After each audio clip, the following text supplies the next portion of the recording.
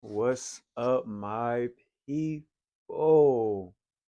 Welcome back to my YouTube page, YouTube channel. I'm here at the Taj Cuts Suite, and today we have a good one for you. Today we're talking about no show and cancellation policies. I'm also gonna touch on um, tipping your barber and how to go about that, and the do's and don'ts of tipping, and why isn't your barber reaching out for you, or not reaching out for you, but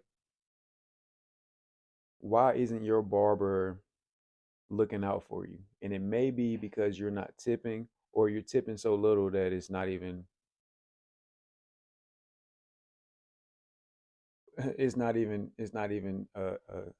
necessary at that point. You might as well not tip. You're gonna Let's get into it. So, no show and cancellation policy. So the no show is a that's easy. If you book an appointment with a barber, in my case, I have a no show and cancellation policy set up to protect my time, to protect my books, protect my money, to lock in. At this point, you're not paying for the haircut. You're paying for the time. You're paying for the time slot. You're paying for my time basically, because yes, I am a barber and I do cut hair, but I put in so many hours over the years. I started cut when I was 12 or 13. So I put in so many hours over the years that the haircut is simple and it's easy to me. But what I cannot get back is my time. And that's one of the biggest things for me. I cannot get my time back. So keep in mind, when you're booking a barber, you're not booking a haircut, because, like I said, we have skin in the game. We've been doing this for a long, long time. You're booking for the time. You're paying for my time at this point. So, with that being said, no show policy is easy, it's simple. If you do not show to your appointment, that's an automatic 100% of your haircut, because you wasted my time basically. And like I said, it's about the time for me. It's solely about the time. Yes, I like making the money. I like I like the money. But it's solely about the time. And if you don't respect my time enough to call or cancel or shoot me a text and let me know what's going on, I don't respect your money. Point blank. I don't respect your money. If you can't reach out to me and tell me you're not going to make it to appointment that you booked, it's 100% of your haircut. I need that. I'm gonna pocket that, because, like I said, you've wasted my time. So if you don't show up to your appointment, and you don't really, I probably won't even accept your next booking, because, like I said, you wasted my time. You didn't let me know. You didn't reach out. You didn't communicate with me. That's big too, communication. But that's gonna be on another YouTube. Another that'll be on another show. But anyway, yeah, no show is an automatic 100%. That money is going in my pocket. I'm sorry. That's how I protect my time. That's how I protect uh my time slots, that somebody else could have been in that position. Somebody else could have been in that time slot. Okay. So no shows are 100%. And like I said, the next booking, it depends. Honestly, it depends on your excuse when you hit me up the next time ready to book again. I might not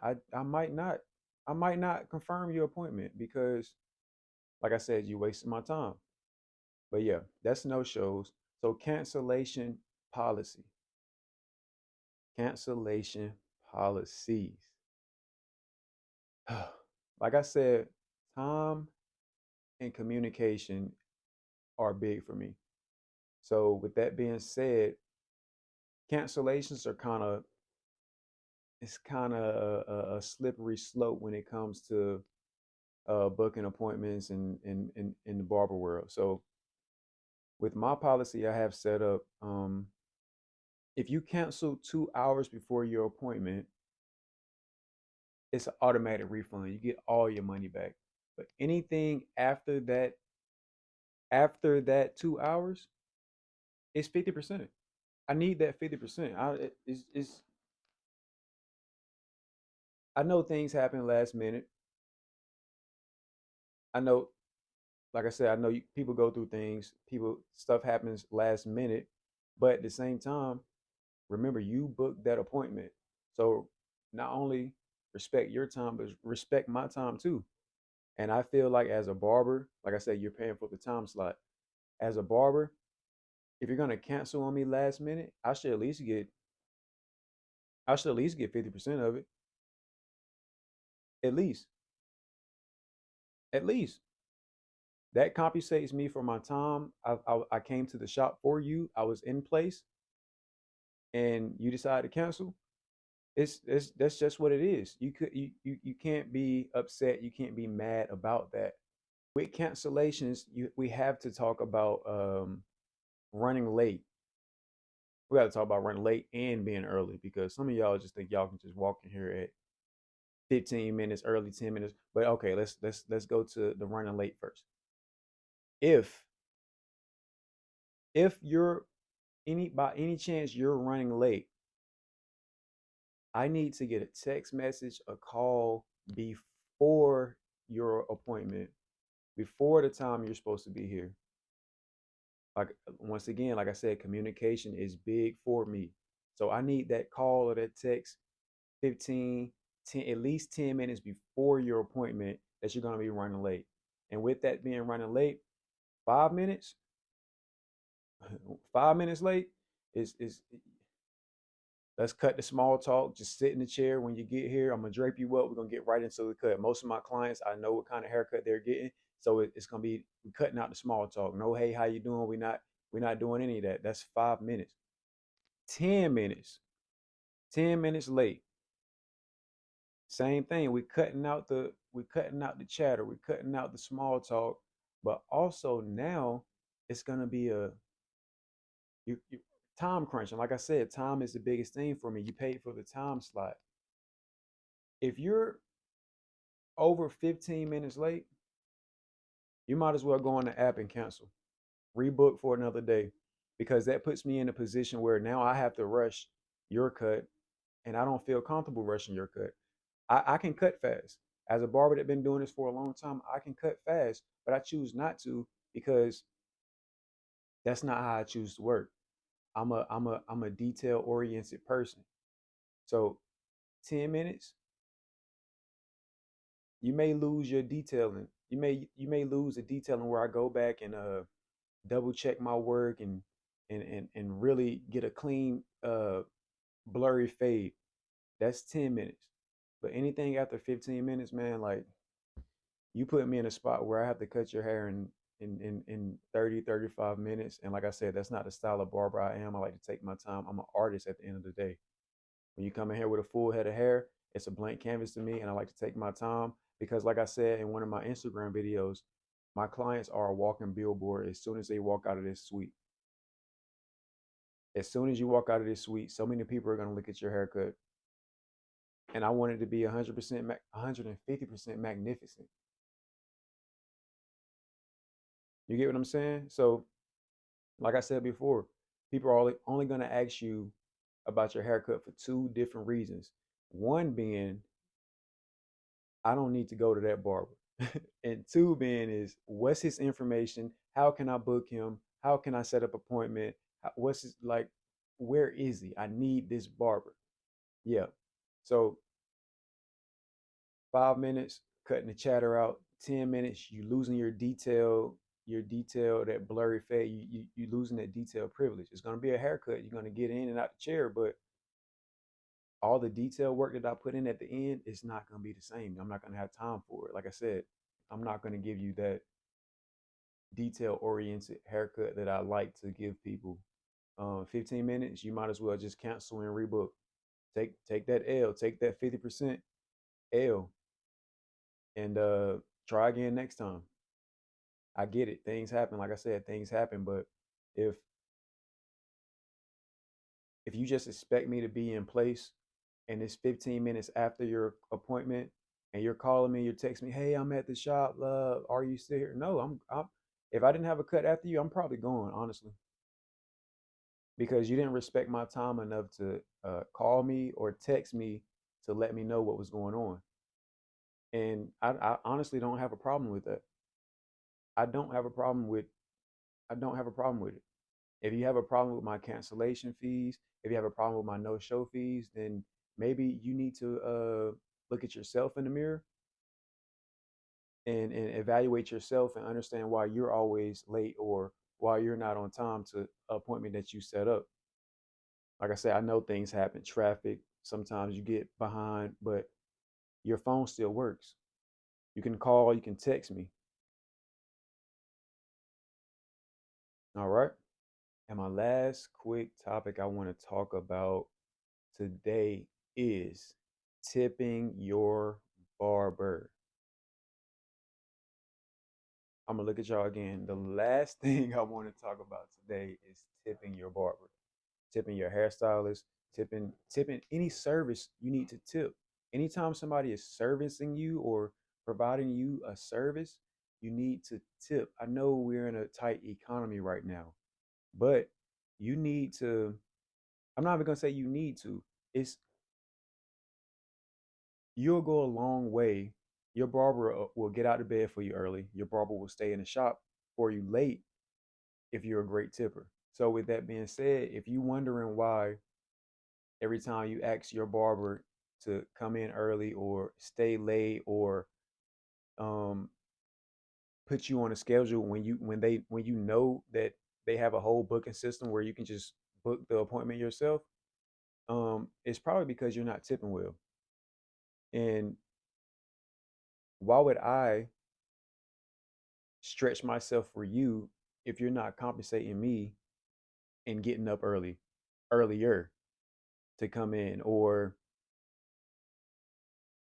if you're not tipping me well to stay later for you or to look out for you in the long run. So if you're wondering why your barber now, no matter who you go to, your stylist, your barber, whoever provides a service for you, if you're wondering why your barber just don't look out for you like that, it's probably because you're lacking tips. It's probably because,